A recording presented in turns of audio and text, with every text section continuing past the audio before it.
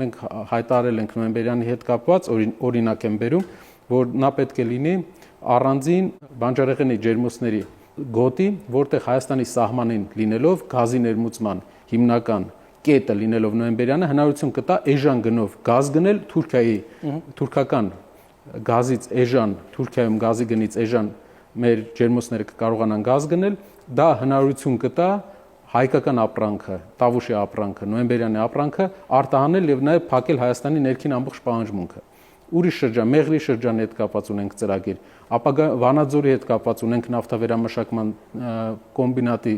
գործարանի ծրագիր, որը կլուծի Հայաստանում նավթի թանկ ներմուծման եւ թանկ գների հարցը։ Մենք ոչ թե ստիպված կլինենք Ադրբեջանից գնել բենզինը, այլ առնել, գնել Իրանից նավթ, վերամշակել Վանաձորում ապավել աշխատատեղեր եւ այդ նավթը բենզինի, դիզելի տեսքով վաճառել մեր երկրում։ Դա հարկային եկամուտների աշխատատեղեր ստեղծում է տնտեսական ակտիվության աճը։ Նաեւ ապագայում կներկայացնենք, թե ինչ ունենք Գյումրիի համար։